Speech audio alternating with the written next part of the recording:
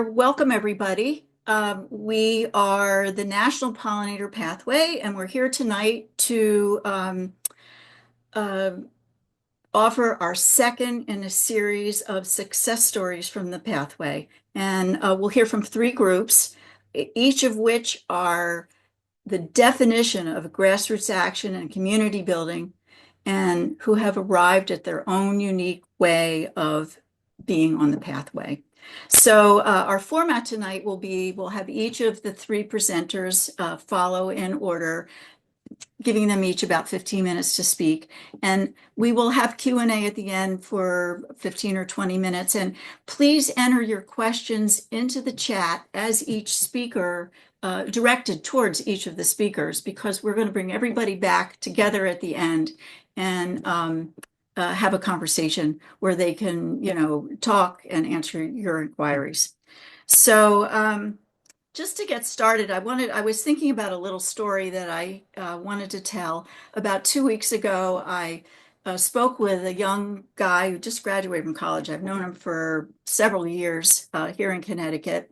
And, I know young people are hearing a lot of kind of scary things about the environment. And I asked him what positive signs he was seeing. And he looked me right in the eye, didn't miss a beat, and said, "Mrs. Merrill, it's the pollinator pathway. It's a beacon of hope." He said, "It's grassroots, it's bottom up, it's community oriented, and it's really the connections that we make on the pollinator pathway that are pulling us together and creating what he called people power." So we're the definition of people power is the intertwining of us here in places like tonight, and it's people power that will overcome the challenges we face. So I thought these were really brilliant words, and I just wanted to share them with you. And this said, I'd like to welcome our first group. It's Pollinator Pathway Northwest. They're centered in the metropolitan area of Seattle, Washington. And we'll be hearing from Patricia Newkirk and Wendy Ferry. And I just want to say that this group holds a special place in the history of the National Pollinator Pathway. And some of you know that we started here in our small hometown here in the southwest corner of Connecticut. And eventually we expanded to the Northeast United States and, felt very cozy in our little section of the country. And then these two amazing women called from 3,000 miles away and said, "We want to be on the pollinator pathway too. You can't just do this without, opening it up to everybody else." So we didn't have a choice. Next thing we knew, we were national. So this is who I would uh, like us all to listen to. Nobody can tell their story better than them. So it is with great pleasure that I'll hand off the next quarter of an hour or so to Wendy and Patricia. And welcome. Thank you. Great. Thanks, Donna. Okay.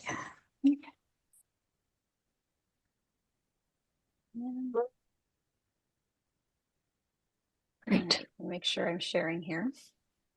Yeah, we see you. Okie dokie. All right. Thanks, everybody. It's great to see everyone here. I'm excited.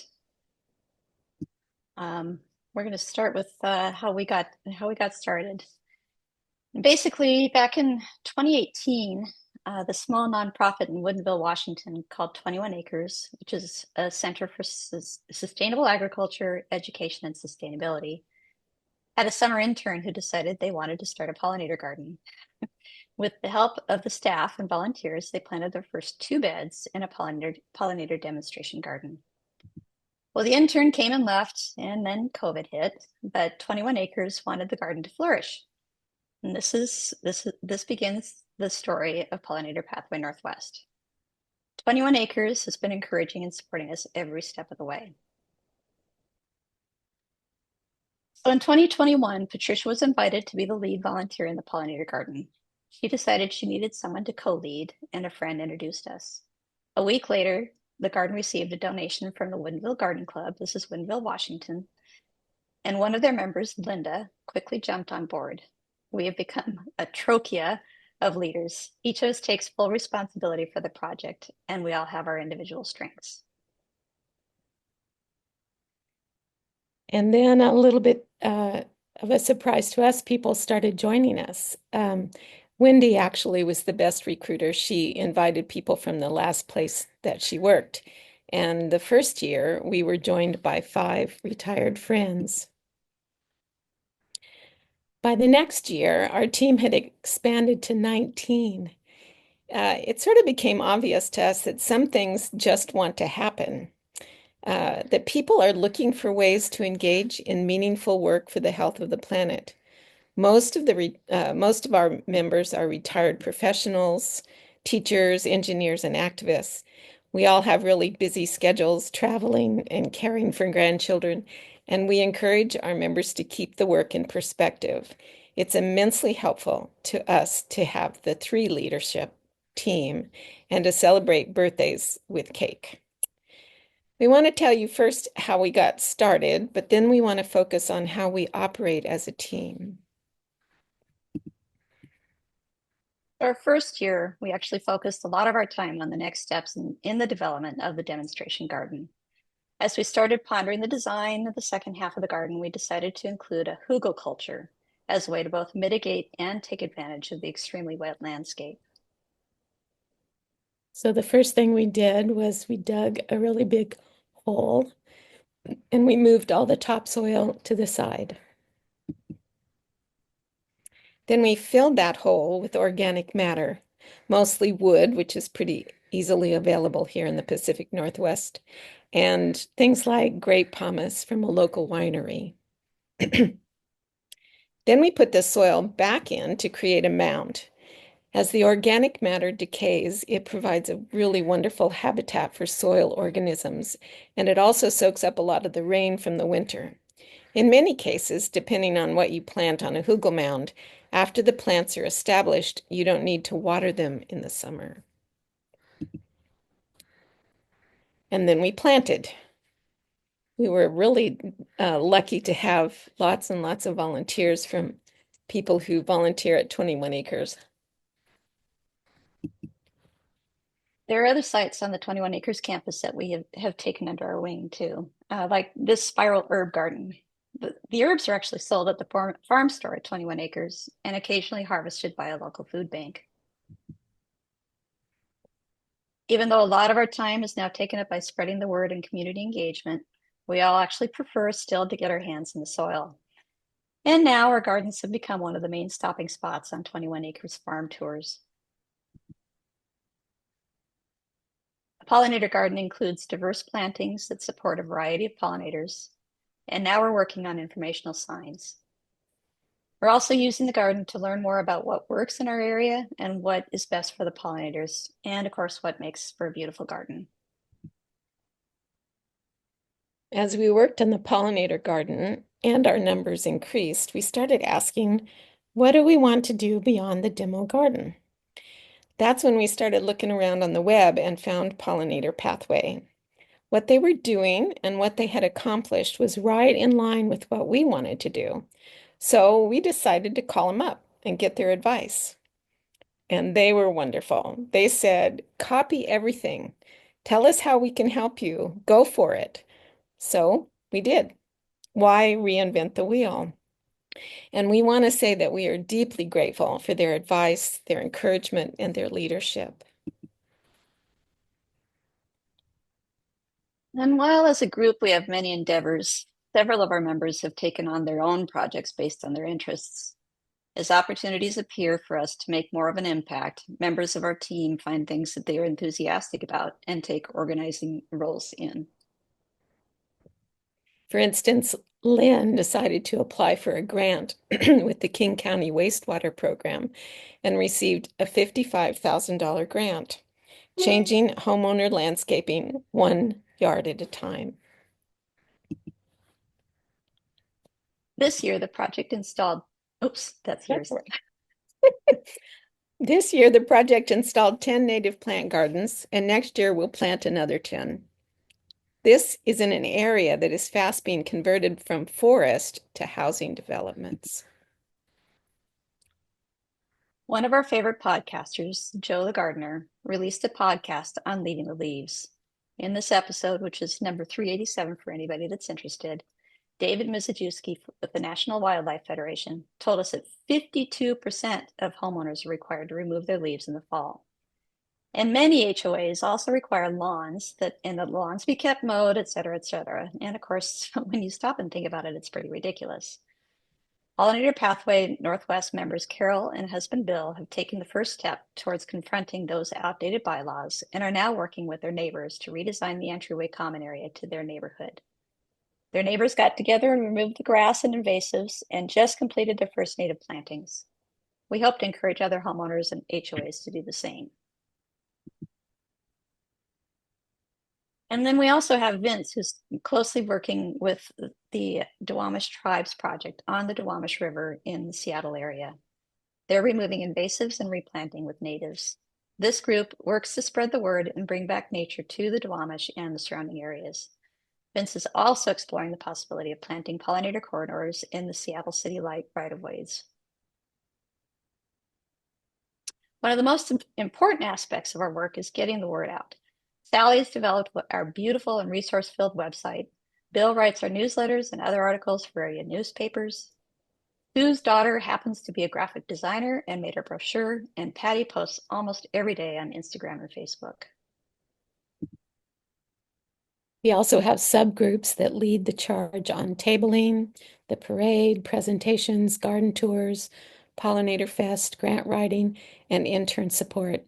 The whole team steps up to staff the numerous events and give feedback whenever needed. We also participate in the annual Woodinville Parade. We really will do anything to spread the word.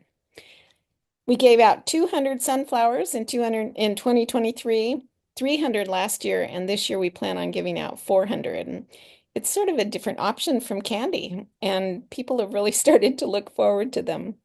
This year, we've also decided to add a float. Linda, Patricia, and I spend a lot of our time networking. We do think that the most effective way to expand our impact is to engage with collaborators. Because Linda's a member of the Woodinville Garden Club, they have given us many contributions for the garden and collaborated with us on several projects. They've been very important to us, but the influence goes both ways. We've influenced them, and it's just as important. They have now begun to shift their emphasis to the importance of ecological functions in the garden. And they're not the only ones. Our networking has brought us lots of other collaborations. And we're lucky enough to have Crown Bees, which is a nationwide native bee distributor right here in Woodinville. Dave Hunter, the owner of Crown Bees, is always pushing us to expand our impact. We've received discounted plants from several local nurseries, and we're collaborating with several organizations on different projects. Our first big collaboration surfaced in Woodinville in 2022. We were invited by the Rotary Club to begin the Partners in Pollination Woodinville project. This team included members from the Rotary, Crown Bees, Woodinville Garden Club, the Chamber of Commerce, and the city, and an esteemed local Woodinville nursery. Unfortunately, in 2024, and after 67 years, our local nursery closed, and with it, our source for free organic soil. We turned to the city and used their soil, which turned out to be not much more than dirt. Any new pollinator pots we planted failed miserably. And this made us think hard on whether the project was really worth it, ultimately deciding that it wasn't. The good news, though, is that without the use of the city's soil or dirt, as it really was, we may not have recognized that their planting practices were lacking, and we may not have requested that they become a bee city. This year, we held our third annual Pollinator Fest. Year one, we had about 500 people. Year two, about 1,000. This year, we had about 1,600, and we probably would have had a lot more if it hadn't rained most of the day. Being grounded at 21 acres gives us a big advantage. We have the perfect place to host the gathering. Once again, many collaborators and a few grants helped us put this festival on. This is where I think we've made our biggest impact. The day included a talk and a workshop by a local gardening expert, several guided walks on the 21 acres campus, music, kids' activities, and food trucks. The interesting thing about the festival this year is how many organizations called us to ask if they could participate. There were 33 informational booths, 14 environmentally oriented vendors, and 2 of which were native plant nurseries. One of the nursery owners exclaimed, this is really big, and he was delighted with the marketing opportunity. The Woodinville Garden Club hosted a pollinator-themed art contest in the schools, and the winners were announced by the mayor at Pollinator Fest. Participants were encouraged to get a passport that they could get stamped at each booth. With 10 stamps, they would receive a pollinator garden starter kit with resources, information, and 2 plants. It's a lot of work, but it makes a huge impact. And as we learn how to do it each year, it seems to get much more, it gets, I don't know if you could say it's easier, but it goes much more smoothly. We started going to the city council meetings while wearing our Bee Anthers headbands to request funds for our first Pollinator Fest. Several of the council members were very receptive. And now there's just so much happening within Woodinville. It's amazing. It's really crazy how enthusiastic the city is. And we kind of had a clue that the council was totally on board when we showed up to the last council meeting and discovered they had planted a pollinator meadow in front of City Hall without any prompting from us. Our current project with the city of Woodinville is Bee City. In February, we sent a formal letter requesting they consider becoming a Bee City. We sent them several links and offered to set up tours with our local university campus, University of Washington in Bothell, which is a bee campus. We took 2 tours for the city staff and council members, and everyone was very enthusiastic afterwards. We followed up just this last Tuesday asking the council to make it official, and they voted 9-0 in favor. And now the real work begins. In addition to the Bee City designation, the city, the art district, and the Chamber of Commerce and a developer have caught the idea of installing Miyawaki forests in several locations across the city. Each Miyawaki forest would have a small glen in the middle with an art installation. The city would then encourage a kind of scavenger hunt, find the local art hidden in a forest. One council member in particular has captured the idea of pollinator pathways as something to promote many projects within the city. She constantly promotes the idea of turning the new bicycle path into a pollinator pathway. And she's already convinced 2 businesses to plant a Miyawaki forest on 2 sides of a section of the new bicycle path. What does the future hold? Well, in 2021, it was Patricia and me. We were the only 2 members of the project. Today, there's 20 of us. The increased number has allowed us to increase our impact. And as many of you are probably experiencing, the questions we run into are, what could and should we say yes to? What organizational structure would serve us the best? How much energy should we put into raising money? And how do we begin to affect pesticide legislation in Washington state? All of this while we continue to have fun. We are only limited by the energy and enthusiasm of our team. And we continually ask the universe for more people, often with just the skills we need. And more often than not, the universe responds. Success breeds more possibilities and more successes. Thank you very much. I did want to share a real quick video of the farm where we are. Hopefully this will work out well. But this is our pollinator garden on 21 acres. And this is several of our members working on the garden. Here we're adding a wet foot garden.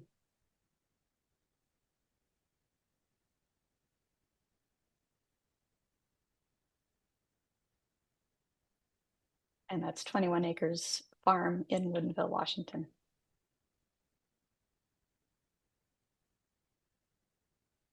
Wow, That is just remarkable. I don't know how you guys have the energy to do what you've done. It's just amazing. So thank you so much. I mean, what a story. Um, the best. But, just to everybody, also, I want to say we have uh, uh, we're going to have Q&A at the end. So don't forget to put any questions that you have for Wendy and Patricia into the chat, and for each of the other two presenters that are going to follow up here. And I also was just texted, we have, besides Canada and Scotland on tonight, there's representatives from 24 states: Kansas, Idaho, Arkansas, Louisiana, Texas, Oklahoma, Michigan, Florida, dot, dot, dot, dot, dot. So you can fill in the rest of the blanks, but this is really exciting. So thank you, Wendy and Patricia. And next I want to introduce Dana Harkrider, and she founded the Nyack Pollinator Pathway. So this is another urban metropolitan area, this time on the edge of New York City. And Dana will tell us her story of the successful volunteer community-led pathway that she began in 2019. We know that corridors of healthy habitat are what we need, with a lot of biodiversity, and what better way to exemplify that than hearing from someone else, and whose ideas are only limited by the imagination. So welcome, Dana. Thank We you. are looking forward to your story. Thank you so much. Thanks. And Wendy, Patricia, that was so inspiring. So thank you so much for sharing your story. Let me go ahead and share my screen. Okay. Can everybody see that?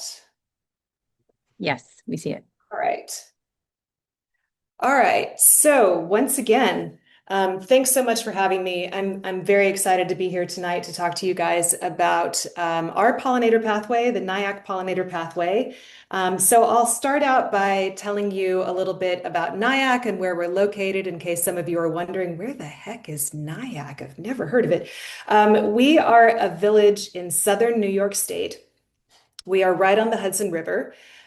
This map, you can see the map of New York State there on the right.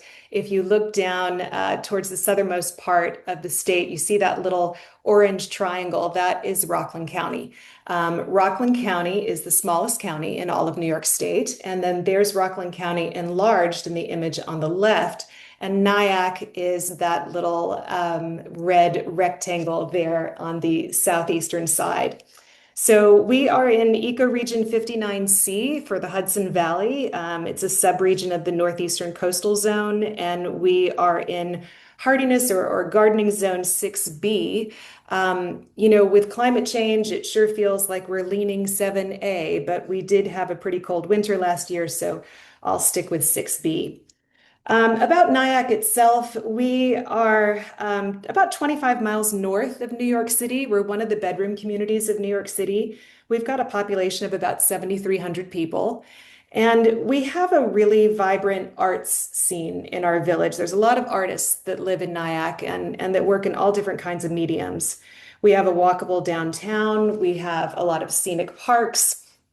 And a lot of historic homes. And so we've got this historic charm mixed with a real progressive energy. There are a lot of different groups and organizations with some kind of environmental focus throughout Nyack, including ours, the Nyack Pollinator Pathway. So let's see, the slide does not want to advance. Wait for it, wait for it. There we go. So the Nyack Pollinator Pathway. I'm one of the co-founders. We were founded in 2019, and we are the first pollinator pathway in Rockland County. We're 100% volunteer run. We are a 501c3 nonprofit, and our pathway has been pretty successful. We have planted about 30 public pollinator gardens from scratch just throughout Nyack. Even more private properties throughout our region have, joined our pathway either through their own efforts or with our help. And we are keeping track of the amount of mostly native pollinator-friendly plants that we have planted on the pathway. And currently we are at about 6,000. So we're very proud, and we've been fortunate to have the support of our local village government and our Department of Public Works. Orange and Rockland is the big electrical utility company in Rockland County. They've been very supportive. We've gotten grant funding from them for the past several years that's made a lot of things possible. And several other local organizations and businesses support the pathway. I've got a whole list on a slide that's upcoming, and we're continuing to grow. So it's been thrilling to see all this change taking place. But you know, a lot of Nyack and a lot of Rockland County in particular still have a lot of traditional landscaping, you know, such as these landscapes on this slide. I took all of these pictures, you know, within a few blocks of my house. I'm sure a lot of you are familiar with these kinds of landscapes, you know, a largely non-native plant palette, a lot of mulch. Gosh, our landscaping companies here are just really, really fond of using a lot of mulch. Lots of turf grass. And then when plants are planted together in a group, they're usually spaced very far apart, or they're planted in a grid. So when we were first getting started, the style of gardens that we were proposing, you know, were very different from a lot of this. And we worked then, and we're still working to kind of overcome some of these preconceived notions about what landscapes can be, you know, or what they should be. And this is actually a picture of the very traditional turf grass landscape that started the Nyack Pollinator Pathway. This is actually a vacant lot. It doesn't look like a vacant lot. It looks like lawn that maybe belongs to some of those houses next door. But this is a vacant lot that is owned by the village of Nyack. And it is right across the street from my house. When I am sitting here at my desk, I can peek around my computer screen and I can see across to this vacant lot. Now, this lot, I think it's got some utilities underneath it. It's too small to be sold or to be developed. So nothing's being done with it. It's covered in turf grass. And every week, you know, from my house, I can see a guy from the DPW come out with a lawnmower and just go back and forth mowing it. And back in 2019, all the issues, the challenges that pollinators are facing, it was something that was really on my mind. And I was watching this guy from the DPW just going back and forth with his little lawnmower. And I thought, can't we do better? So I reached out to Nyack's sustainability coordinator and I said, can't we do something else with these types of landscapes? Can we do something that is more ecological, you know, more beneficial, more sustainable, more beautiful, you know, something that would benefit not only all of these different pollinator species that need it, but also us. And she agreed, and she put me in touch with another woman in Nyack who had actually been asking a lot of the same questions. And she and I joined forces, and we started the Nyack Pollinator Pathway. So when we were figuring out what we wanted to do when we were getting started, for our first plantings, we went around Nyack and we identified 11 different underutilized natural spaces, kind of very similar to this one, right? Throughout Nyack. And we wrote up this proposal to the village government about how we wanted to convert these spaces into pollinator gardens. And our proposal looked very professional, and it was really inspiring. We used a lot of inspiration images such as these. We were jazzed, you know, and we put all this to our village government, and we thought, oh, there is no way that they are not going to want to do just all of this. And they looked at our proposal and they said, huh, you want to do 11 gardens? All right, well, how about this? Maybe you just do 4. Well, we were a little bummed, you know, we were like, well, we kind of wanted to do 11, you know, like make a big impact, but okay, yeah, sure, you know, let's do 4. So these were the 4 spaces around town that they gave us. Very typical underutilized natural spaces. This is what we turned them into. Same 4 spaces. And that that limitation that they put on us, it ended up being such a blessing in disguise. Fewer spaces, a smaller amount of space to concentrate on, it kept us from getting overwhelmed. And it really allowed us to focus, what is the best plant palette here? What are these soils like? What is our maintenance going to be like going forward? So now whenever I get asked for advice about planting public pollinator gardens, the first thing I say is start small. Choose your plants wisely for those spaces. As all of us know, the right plant in the right place makes all the difference in the world. And then knock it out of the park, because this is your audition, and if you show what you can do with a strong audition, then you'll be invited back to do more. And that's exactly what happened to us. The village saw what we could do. The next year, they asked us to do more gardens. The year after that, they asked us to do a few more. Then local businesses and homeowners started reaching out to us. We started helping them, and it just kept growing and growing and growing.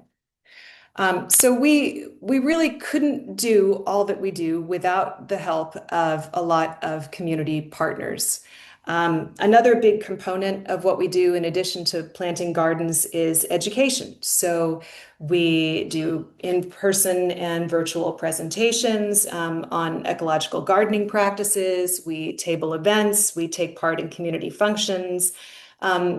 I put together a list just for this presentation of all of the different organizations that we have either done presentations for or co-hosted some kind of event, and then of course the ones for which we planted gardens.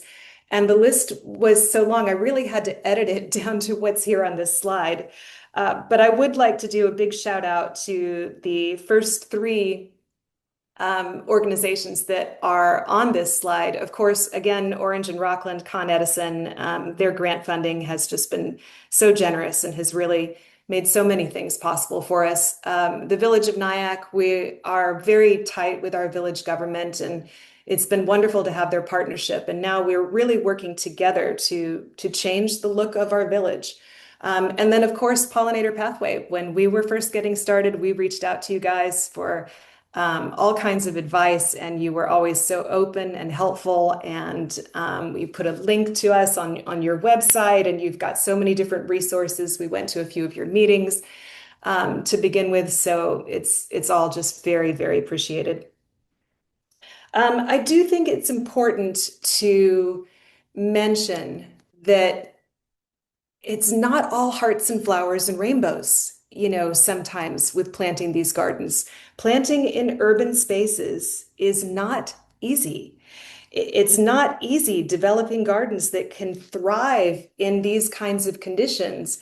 Nyack has a whole lot of foot traffic, a whole lot. We have street fairs, we have parades, we have nighttime revelers that come spilling out of bars, in the middle of night, and they're not looking where they're stepping. We have a lot of compacted soil in these beds. They get trash in them. They get underwatered at times, and they certainly get overmulched. And please don't even get me started on dog pee, okay? It takes some hard work and some perseverance to get these kinds of gardens right, but you can get them right. And when you do get them right, they are really amazing. Another thing I think is important to point out is that things can also go wrong, and that's okay. Be prepared for things to go wrong, and be ready to just kind of pick back up and keep going. This is a great example of that. This is one of our garden beds in Nyack. It's right by a bus stop. It's a large garden bed. I wish I could say that the image on the left is an after picture, but that is actually a before picture. Now, we had planted that, and that's what it had grown into, and the image on the left. It was absolutely gorgeous, just a beautiful prairie of these wonderful plants that were thriving. The soil in that bed is actually pretty decent. So, all of those plants were just living their hashtag best lives.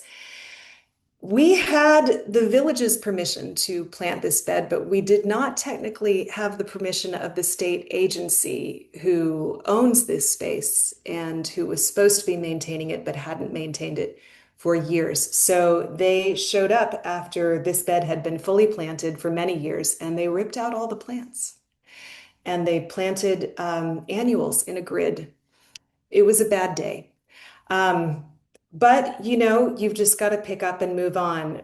Perseverance and hard work. I got in touch with this agency. I had the help and support of the village as well. I made nice with them. I got their full permission to take over this bed and replant it. So the image on the right is the replanting that we did last fall. It is well on its way to looking again like it did on the image on the left. But yeah, these are just things that I think are also important to point out. There can be setbacks, but perseverance and hard work, you can get over them. The power to affect ecological change, it really is in our hands. This is a garden that we helped a Nyack resident put together. I'll show you just to finish up a few before and after pictures of some of the gardens that we've done around Nyack. This is a garden that is near and dear to my heart. This is in front of the Nyack Plaza Apartments. We did 2 huge pollinator gardens for them. The after picture is only one half of one of them, and they're just thriving. They're really just so much fun to walk past. This is a garden that we did right beside Nyack Fresh Market. You can tell from the before picture, I mean, that is a textbook underutilized natural space. We planted that garden last fall. It's still coming in, but oh, it's just looking so sweet. And all that columbine in the spring was really, really lovely. And then this is one of our gardens down in Memorial Park.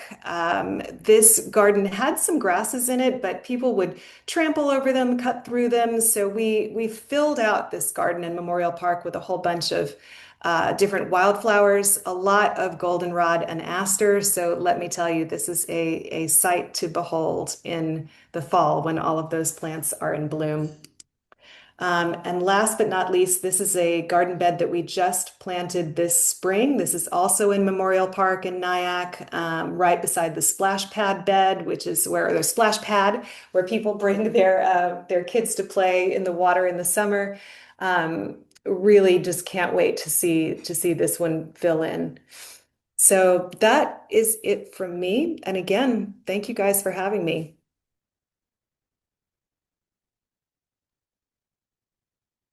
Wow, an amazing amount of work. That is fabulous. It was quite a lot of work.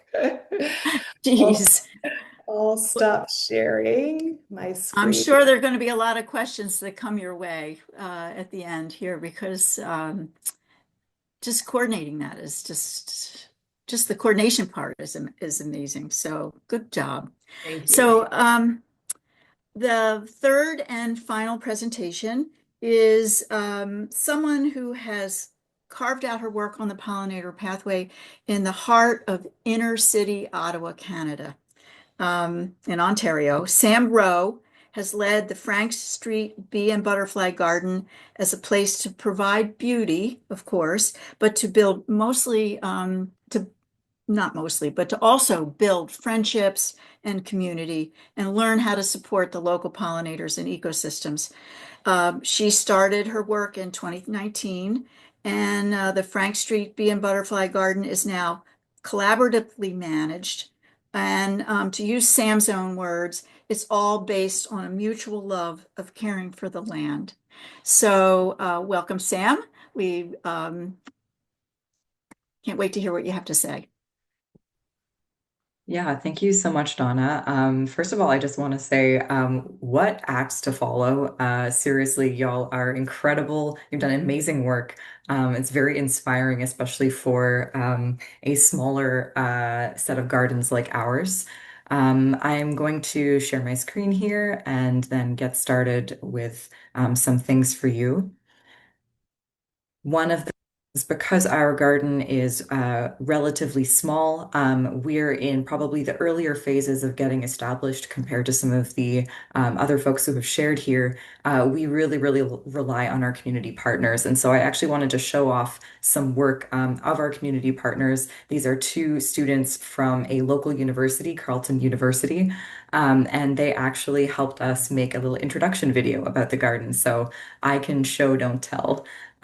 Please, I'm going to start playing this. Hopefully, y'all can hear it. And please just let me know if there are any issues with audio or video.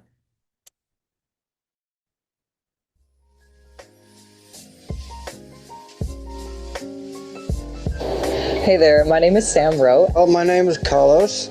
My name is Lavanya. My name is Dinah, and I am part of the Centertown Community Association. And I'm a brand new volunteer here at the Frank Street Garden. I happen to be starting this garden up on Frank Street, and so I just became more involved. I'm the volunteer coordinator at the Frank Street Bee and Butterfly Garden, and I've been volunteering with the garden for 3 years now. We are some of the members of the Frank Street Bee and Butterfly Garden community. The Frank Street Garden exists to provide a beautiful space to build friendships and community while learning how to support local pollinators and ecosystems. So we garden in our little neighborhood around Centertown, and most of the volunteers that work with us are also living in the neighborhood. And what does the community mean to you? Yeah, the Frank Street Bee and Butterfly Garden community means a lot to me. Number one, it's a very localized response to the climate crisis and our need for developing and growing environmentalism. And it's also a response to community. So two things that we generally are really lacking, I find. I think the knowledge that I would like to learn that I maybe don't know so much about is about the bigger impact on the world or on society. I don't know so much about urban gardens. I only know so much about my houseplants. So I think that's what I would like to learn. I am a researcher and a scientist at heart, so that's kind of what I'm always thinking about, the bigger picture. Well, it means many different things, like it's enriching the community, and the more pollinators we have in urban settings, the more plants that will thrive, and it has a payback. More and more people are getting involved in pollinator gardening, so it's a kind of a movement. But there's still a lot of work to be done, so I'm very grateful that I can play a role. That because insects their biomass is so tiny, they don't actually need a ton of physical land space in order for their habitat and their populations to be restored. Another statistic that I learned in class recently was that 1 out of every 3 bites of food that we eat is there because of pollinators. And pollinator biomass is shrinking by up to 30% every single year. So us protecting the pollinators is quite literally a matter of life and death. It's where we get our food from. Well, with urban expansion, we have a lot of habitat that has been eliminated or changed as a result of development. And as well, we have climate change that is impacting whether plants will thrive or not in drought conditions and then, torrential rains. And so it's a lot of dynamics that once you have to build it and they will come. I don't know how to describe it, but to have beauty in our environment, to have something beautiful, it cheers everybody up and it makes a more positive feeling for everybody. Yes, because I really have a desire to start more gardens, to help people start gardens. And I see, my vision is to make this neighborhood, Centertown, a very beautiful neighborhood so that it will be something remarkable and tourists will want to come and look at it. And people from around the city will come down and look at all of our flowers. We really host a lot of community events. So this year, I think we did 6 separate events, and they all range from different things. So sometimes the focus is not on pollinators necessarily, but pollinators and gardening is an incidental part of the event. And then we teach them afterwards how gardening and environmentalism and pollinators are actually in fact linked with their daily lives in ways that they might not be aware of. Aside from that, we also have some more gardening specific events.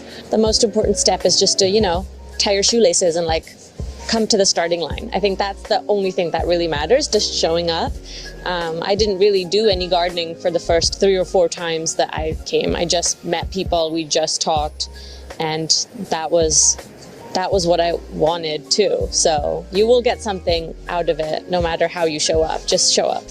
If you want to get more involved, come check out our Instagram at Frank Street BBG, and we'll show you all the different ways you can get involved. Even if you don't want to physically get your hands dirty, there's still a lot that you can do. See you in the garden.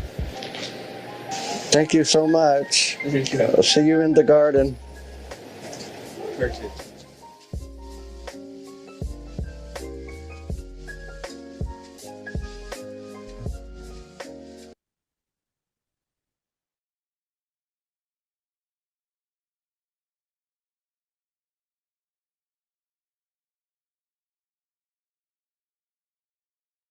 Oh, Sam, we can't. You just, sorry? We can hear you now. Never mind.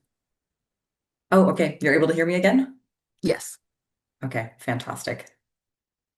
Um, So yeah, that was a little video made to introduce the Frank Street Bee and Butterfly Garden from some students at Carleton. They really did an incredible job for us, and they've been one of the reasons why we've been able to spread the word about our own work so much. I've seen a lot of questions in the chat about how to get these things off the ground.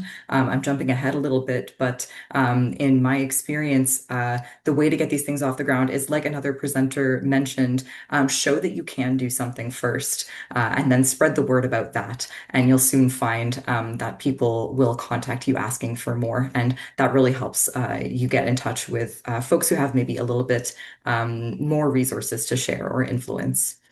So the Frank Street Bee and Butterfly Garden, this was already pretty well explained in the video. It exists to provide a beautiful space to build friendships and community while learning how to support local pollinators and ecosystems.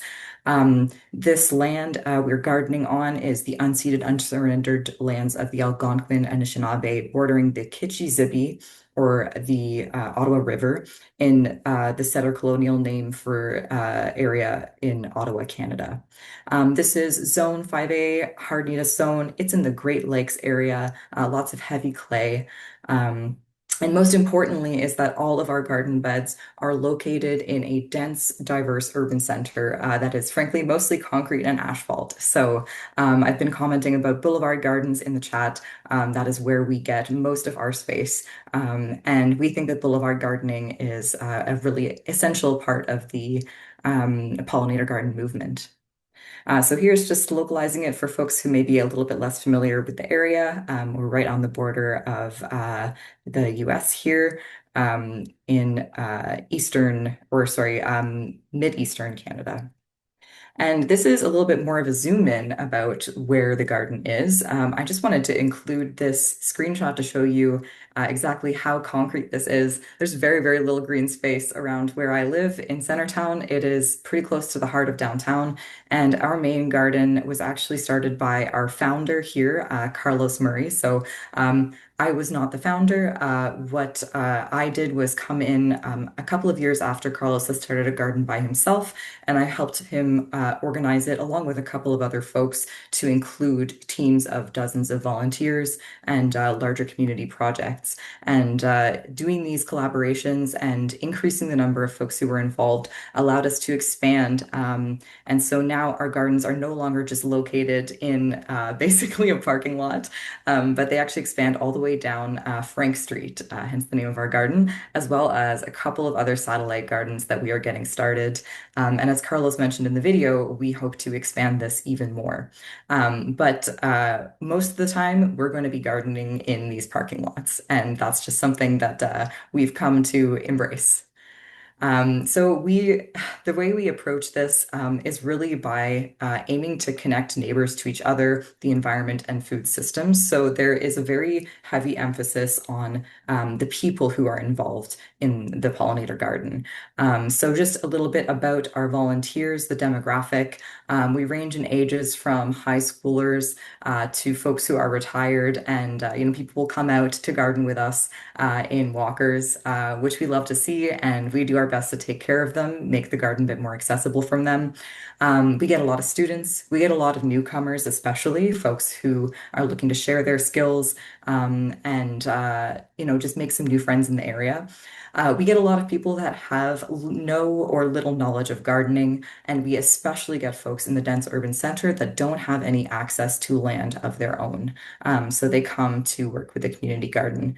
And most importantly, there are community gardens in the area that allow folks access to food services or areas where they can plant food. But up until this year, you couldn't actually plant any food plants in the right-of-way spaces. So there was very little access to food systems in our urban center. And just to show off some of our strips of gardens, all of these pictures are on basically in the parking lot. So you can kind of see it behind here. One of the things that I love about the garden is that it's a green wall. It blocks the pedestrian sight of all the cars next door.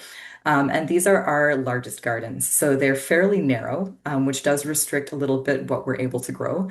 But they go for hundreds of meters along the block between two major city streets. We are a little bit limited on how we can structure the green space, but we still have access to lots of plants like trees and shrubs, grasses, all the essential parts of a pollinator garden. And as you can see here, hopefully some of you can recognize some of the awesome native species that we have growing. One of the main ways that we've developed the gardens is by not just necessarily planting on the right-of-way spaces, but we really wanted to get folks access to food systems as well as fill in the gaps between the city properties. So we've started to trial some what we call land sharing. Other folks have mentioned it. It's basically partnerships between our community garden and some landowners along the strip. And we're very lucky. We've had a couple of folks donate their entire front yards to us, especially apartment complexes. They love to not have to manage their property, and they love to give back to the community as well. So we now have a couple of raised beds that have vegetables in them, as well as potential land for more vegetable gardens and more raised beds in the near future. Here's a couple more pictures showing all the different diversity of land that we have access to. So we have all kinds of front yards. Folks have even generously given us their little teeny tiny balcony gardens, but we welcome all of it, and we're slowly transforming all of it as well. One of the best things we've been able to do with these, with the privately owned property is, unfortunately, in our city, we're not allowed to establish permanent structures on the right of way. It does make sense, unfortunately, I can see the logic, but now that we have access to some of this private land, we can do things like building raised beds. The height of these beds was designed so that an adult could comfortably stand at this rectangular bed here and do gardening without having to bend over or without having to put their weight on their knees. And then these lower gardens, these lower circular beds here were designed so that children would be able to stand comfortably and garden within the beds, as well as an adult sitting comfortably in a chair. They would be able to easily reach over the lip of these beds. And this was as much fun as it was helpful to the community. We had 13 volunteers working on this all day, and we got some really beautiful beds. And those beds also allowed us to connect our neighbors to food systems. So here, I'm getting really excited about one of our first little teeny tiny cucumbers that was growing. That one ended up not being viable. We've learned a lot since we first started this effort. Here we have one of our other garden organizers picking her teeth with some blue vervain that was growing in one of the circular beds. Having all the pollinators attracted by the native wildflowers that are around also helps pollinate the vegetables. So we love to show off how we have this sort of supportive ecosystem. So we are really proud that not only have we connected these folks to food systems, but we've connected a lot of neighbors to each other. There are so many folks who are newcomers either to the area or to the country who have made their first group of friends at the Frank Street Garden. Here they are hiding in a big stand of goldenrod. Yeah, it's allowed people to connect to each other who otherwise never would have met. They formed some friendships that have now been going on over 5 years. We've also we've also based a lot of our success on the oddball collaborations. Unfortunately, we haven't gotten to the size yet where we're collaborating with entire cities or even multiple businesses. We don't have major sponsors. We don't have access to a lot of funding. And so we really rely on these smaller connections to make things happen. Here's a picture of one of the right-of-way beds, which is bordering on a parking lot. And we were having this issue where trucks would park in the parking lot and they would actually pull their truck beds over top of our garden plants. And luckily, natives will bounce back from that. But we were just a little bit frustrated by the fact that they didn't recognize our hard work. And so we actually made a call out on social media for folks to come and yarn bomb the garden to put up a sort of a soft barrier that would stop the trucks from backing over all of our hard work and all of the insects' hard work as well. And so we got actually quite a few of these soft walls. Here's a crocheted one with some crocheted insects. Really beautiful piece of art in the garden that is also functioning to protect it. So we really value these sorts of relationships.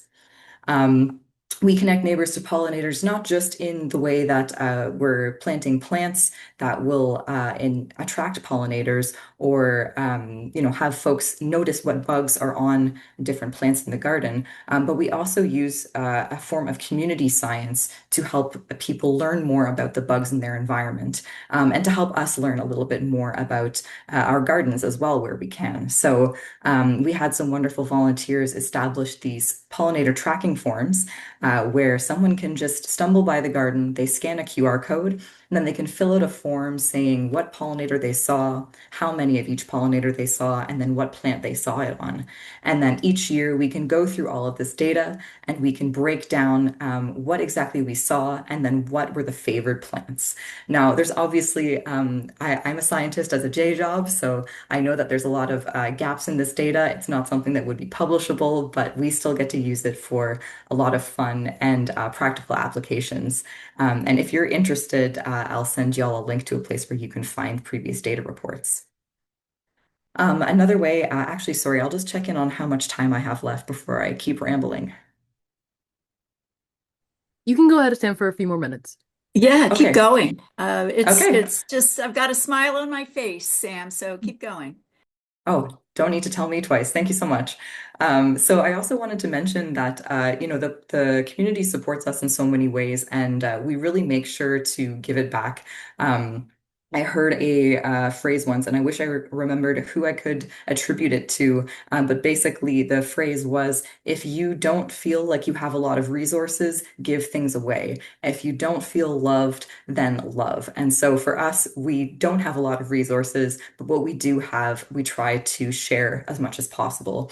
And we were really cognizant of the fact that while we lived in a diverse urban center, early on in the garden's history, the vast majority of our gardeners were white. And so we very clearly weren't serving the community that was surrounding us because we weren't seeing them represented in the garden. And so we recognize that there are systemic barriers to especially racialized gardeners that may prevent them from showing up for these sorts of things.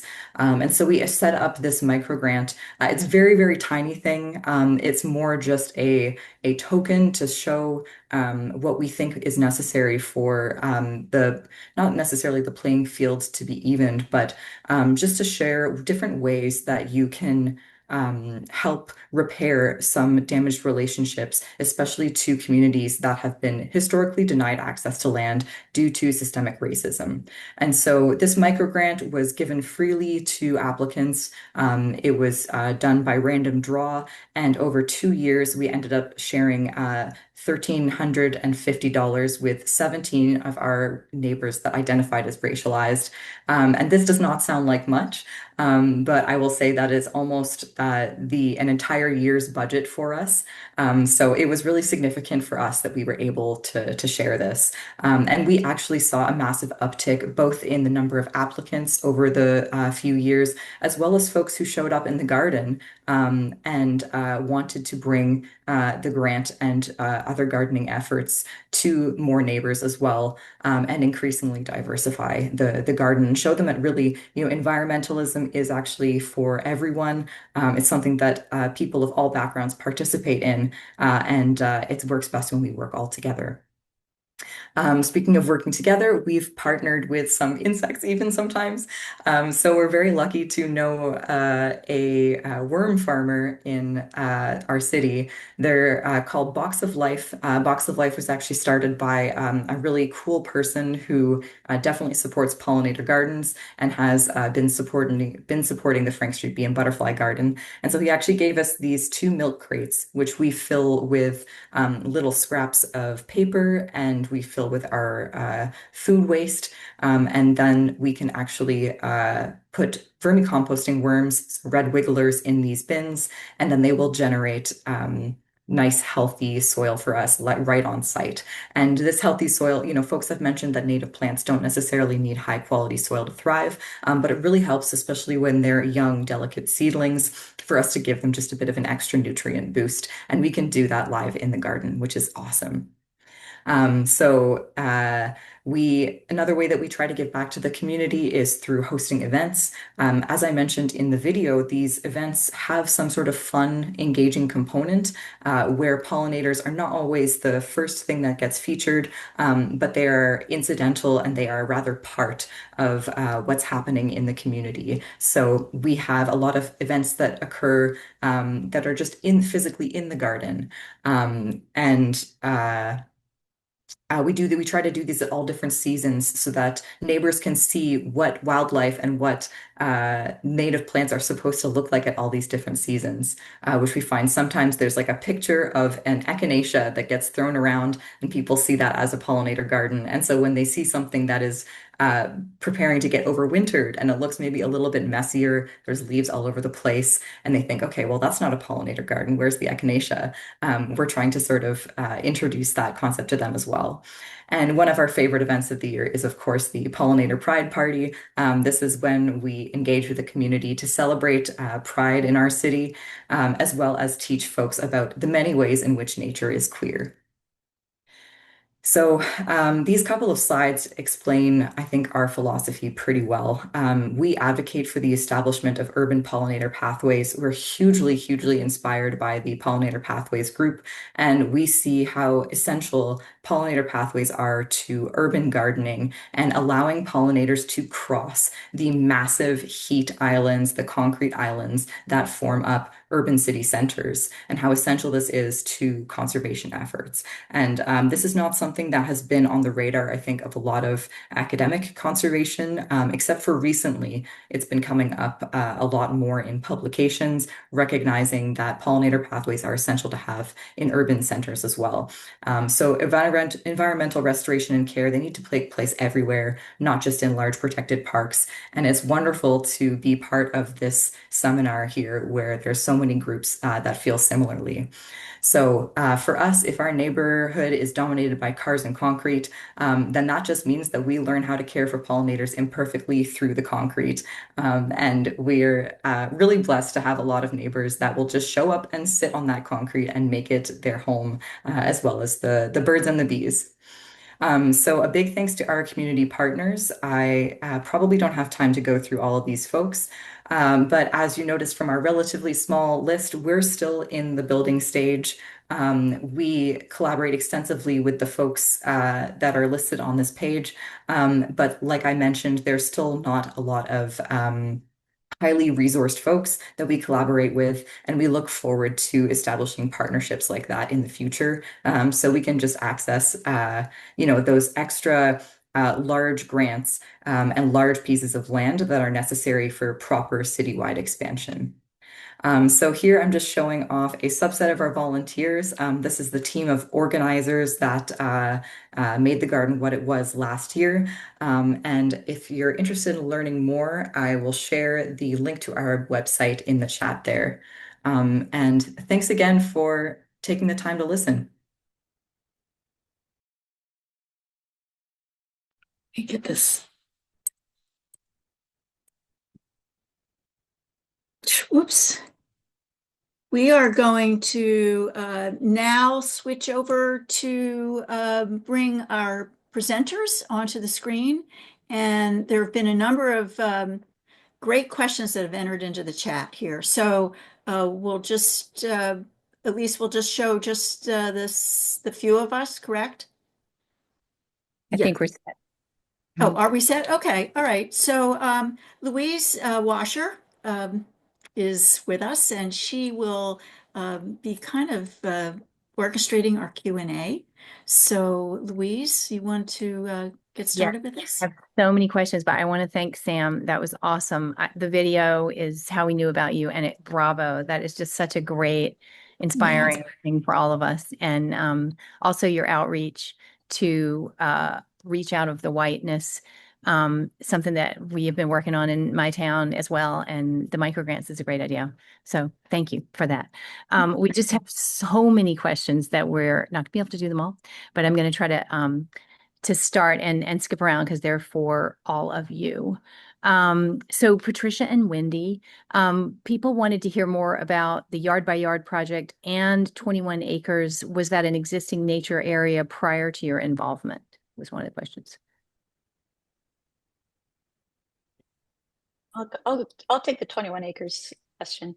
The 21 acres is it was developed back in, I believe it was 2011. It sits at the north end of the Sammamish Valley here in the Seattle area. We're on the east side of Seattle, east side of Lake Washington, on the other side of Seattle area. And the whole valley is pretty much farming and/or wineries. It's kind of a touristy destination. The 21 Acres is a 501c3 family nonprofit, and they do have a building that I showed on the first slide. It's their building. It's a LEED platinum building, if anybody knows what LEED is, but it's very environmentally conscientious. And they do organic regenerative farming. So they were there, yes, before. Long way of saying yes, they were there before we were. Okay, cool. Let me just keep going because we have kind of overwhelming number of questions here. Dana, someone asked about the Hugel culture mound, and just to spell that and give people a little more information about that.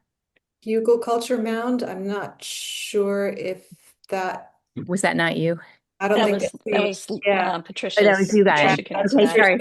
Yeah, go for that then. I put a link in the chat. Okay. Google culture. It's just a really glorified deep bed, and it has some wonderful properties that particularly it holds a lot of water over the summer. So you can Google it.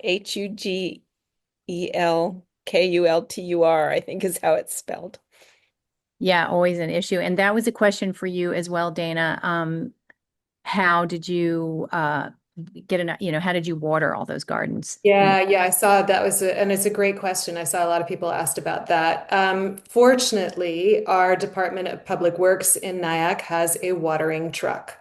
And they are, they've been very supportive. So they help keep our gardens watered. Also here in Nyack, we're fortunate to get a fairly regular amount of rain. And then we're also careful with the species that we plant. So, planting native, usually you just have to keep those plants watered for their first growing season, and then they're pretty much okay with rainwater, unless there's a drought. So with those three things, that's how we keep everything watered. Yeah, that is really lucky. I've been trying to get my city to do that. Yeah. And Sam, you probably have because you're on one street. How do you do the watering? Is it from people's houses or? Yeah. Yeah, actually, it's a very silly story. A lot of our watering comes from us just going up to landlords and saying, "Hey, can we use your tap, please?" So the place where the Frank Street Garden originally started, when Carlos started it in that parking lot, he was lugging pails of water from his apartment, which was about 4 city blocks away. So it just wasn't a sustainable thing to do. But luckily, I had actually previously lived in the apartment building that the garden was basically on top of. And so I contacted my old landlord, not a nice landlord, but he was very happy to share his water. And so we pull from just literally taps on the side of houses whenever we possibly can. Yeah, in That's the fact, main source of our water. Yeah. we have one, hold on, let me let Elise back in. We, in my city in Norwalk, the Norwalk Pollinator Pathway, we actually pay one guy's water bill and he lets us water the park that's adjacent to a town. So, you just got to get creative. Okay, I'm gonna go back up to Wendy and Patricia. Do you guys use only native species? I mean, that's a question for everybody. And someone wants to know if they built the greenhouse for your Pollinator Pathway group. No, no to both questions. We don't use all natives, but we are becoming more proficient at increasing the number of natives. Um, up here in the Pacific Northwest, we don't have that many natives uh, that feed all during the whole summer, the spring, the fall. So we mix, and our goal is always to do at least 60% natives and then fill in with other pollinator-friendly feeding plants as much as we can. What was the other question? It was about the greenhouse. Greenhouse. Oh, Yeah. no, that was part of the farm, 21 acres farm. Okay. All right, let me go down to Dana. Dana, at the beginning, what was most helpful? The garden club, the conservation-oriented organizations, businesses, your Nyack council? People really were asking questions about how you made all those great connections in your community, and if you Yeah. had insight into that. Yeah. Nyack Sustainability Coordinator was a really key contact for us when we first got started. She had connections with because she was also involved with like Nyack 2030 and the Nyack Tree Committee and the Nyack Climate Smart Committee. So she was a really great advocate to have when we started, and then things grew from there. I wouldn't say so much the garden club, although they have been very supportive, but the local village government have been great. But again, I was talking about like hard work and perseverance. You've got to also put some perseverance into those relationships. Do you know what I mean? Sometimes when you're new and you're just getting started, you can encounter people that just like don't really understand what you're doing and they don't get it. But if you keep coming back and if you keep showing them successful projects, you can turn them around and make them a really good advocate. So it's grown pretty organically in that way. Yeah. Can I just throw in too, tagging onto what Dana said? The International Rotary has added a climate part to their mantra. And they have been very big supporters of this because it's an easy, one of our members likes to say, pollinators are a gateway drug. It's easy to go with pollinators. Nobody seems to have any problem with pollinators as sometimes they do with other climate actions. So I would reach out to your local Rotaries. Yeah, we worked with our Rotaries when we first got started in Connecticut, for sure. Okay, I'm just going to keep moving along. Sam, can you go into more detail about gardening in a parking lot concept? And people were asking what you were doing with that yarn. Those two questions. Yeah, the gardening in the parking lot is, I think it's an unfortunate reality of a lot of folks in dense urban centers. I did really like Donna's comment that there's folks who have entered their gardens on the pollinator pathway, even when they have a pot on a balcony. And we love that sort of energy. Any little spare patch of grass that you can find can be a pollinator garden. And in just in the downtown core, we are so limited to those little right-of-way spaces, basically the verge between the street and the sidewalk. That is our main source of dirt. Everything else is asphalt, and so you just have to make heaven where you are, so to speak. And sometimes garden in a parking lot. Ironically, parking lots tend to be good spaces because you get a long, unbroken strip of garden, which allows for continuous planting, which is not something that you otherwise see a lot in the city. So I hope that answers the question. For the yarn question, I'm not sure if I fully understood that. So go ahead and elaborate in the chat if you'd like. But every year we put up these pieces of yarn on little tiny fence posts along our main garden strip. And then in the fall, we do take them down and store them for the winter. And sometimes, unfortunately, it is an urban garden. We have had people steal pieces of yarn art. That is part of the act of yarn bombing is these folks are sort of releasing this piece of art into the wild, and hopefully it serves a beautiful purpose. And then, unfortunately, sometimes that time comes to an end and we have to part ways with the yarn. But it's something that is really fun, and people seem to enjoy engaging with that in the community as well. That's so cool. There was a question about vandalism for you too, Dana, if you had encountered that issue. Not vandalism specifically, but I have had plants stolen out of gardens. Yeah, that's also been no fun. Yeah, I know Sam's nodding her head because yeah, if you plant in urban spaces, I think some of these things are inevitable. So I early on there, I identified the key spaces where plants tended to get stolen from. They were always spaces where someone could quickly pull up a car, run out, grab plants out of the dirt, toss them in their car and take off. So I put 24-hour video surveillance signs that I just ordered off of Amazon in Okay, those beds, and that solved the problem. excellent. Yeah. That's a good idea. Thank Yeah, you. that is a great idea. It's a really good idea. The next question is about a Miyawaki forest, which actually in my city we're about to do one as well, and we are worried about vandalism. So I'm going to do that. But the question was for you guys, Wendy and Patricia, about just explaining more what a Miyawaki forest is.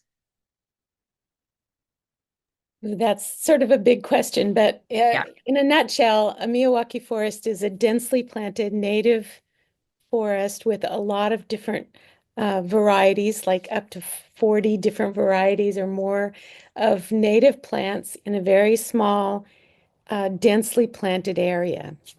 And if you plant it and water it for 3 years in a row, it becomes self-sustaining and it grows very fast because each of the plants are competing for light. There's a lot out there on the internet about Miyawaki forests now that you can read and learn about. And that is one of the other things that the Rotary Club is funding is Miyawaki forests. Yeah, there's funding for it. It's kind of like a hot idea right now. We got a state grant to do ours. So it's definitely it's a way to get a lot of plants into a small urban space. Um, there is another question for you, Dana. How old or how big were the plants that you started with, and how many years old are the first four gardens in your photos? Oh gosh. Okay, well, in terms of the age or size of the plants that we start planting with, we in the public gardens we try to use as many full-size plants as possible because there is a little bit more pressure for the gardens to look good right away. However, we still do use plugs in these gardens as more of like a flooding the zone, kind of strategy. But again, we try to start with full-size plants. So the after pictures of the first four spaces, that was, I mean, maybe the following growing season. Let me think. those were planted in the fall. Yeah, a lot of that was sort of the following spring, summer. One of them, no, was actually the following spring because that one was planted all with plugs. And so it took a while to grow in, but oh man, is it huge now. But yeah, pretty much the The next following year. growing season. Yeah. And there's a very good question for you, Sam, but we can all talk about it. That how were you able to get grant money if you're not a 501c3? And it would also be nice to hear from you, Dana, in your process of becoming a 501c3. So I'll let you guys take that away. Yeah, Sam, do you want to go first? Yeah. Oh yeah, sure. I think mine will be pretty short. There are still grants available for small scale things, which I think most of the folks who are starting, from scratch, they don't have a large association or they don't already have a series of gardens. You might want to look into various grants that get offered. We actually just won one. I just got the email maybe a couple of hours ago from our local radio station. They were giving out $1,000 gift card to a local garden center that stocks mostly native plants. So we do mostly that. The biggest grant that we've ever won was with TD Park People. So it was this program that was set up to try to encourage more participation of community in green space. So you have to sort of be willing to look in areas for grants that aren't necessarily just about pollinator gardens, but relate maybe to urban green space or green space. I saw some really good ideas about engaging with farmers. We are lucky to have an organization in Ottawa that's called Just Food that does a lot of engagement with food systems, and so they distribute grants according to that. And so it's really those small grants that keep us afloat. Yeah, I agree. It takes a little bit, you sort of have to widen the net in terms of what grants you're looking for, but it is possible to get some, especially smaller ones, when you're not yet a 501c3. Also, I'm racking my brain to try to remember what the term of this is, but you can get another organization that is a 501c3 to accept a grant on your behalf. To be a fifth sponsor. Yeah, but it's called something in particular. Louise, do you? We in Connecticut, we just call them fiscal sponsors. Okay, yeah, actually, Fiscal agents. yes, Fiscal agents, yeah. So yeah, if you can find another group that is willing to accept a grant on your behalf, we did that on at least one occasion before we became a 501c3. That's really the way a lot of pathways have done it, because it's often a couple of, garden clubs or other nonprofits, watershed association that is already a 501c3, and so they can just get the grant and use the money for the Pollinator Pathway project. And they just pass it on directly to you. Yeah. But we've done smaller grants where you don't have to be a 501c3 as well. Like that are we have a state level, almost GoFundMe grant, Sustainable CT it's called, and it's a nonprofit. But so if you look around, you can find things. Someone asked if Michelle Obama knows about the Pollinator Pathway, because if she doesn't, so if anyone out there's some people here from Virginia, and Maryland, if anybody knows Michelle, tell her. I don't think any of us have spoken to her. We did have the idea that it would be great for the White House to be on the Pollinator Pathway. So that's still in the future. I think we want to respect everybody's time and not go on. But if you have a question that didn't get answered tonight, and you can feel free to email us, and also tell us your stories, because we obviously, there's so many great things going on everywhere, and we want to hear about it. We always do news from the pathway in the newsletter, and we want to keep doing these webinars. So I'll put in the chat the info@pollinatorpathway.org, and please send us your stories.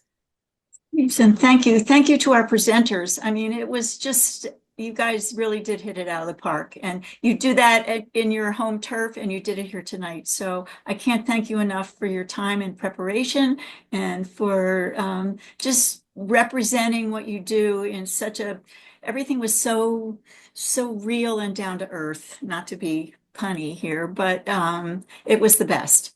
So this has been great. We will, as Louise said, we at the Pollinator Pathway, if you have things that you want to follow up with us about, that info at email is where you go, and we'll be happy to get back to you. So this has been wonderful. Thank you. Thank you, everybody.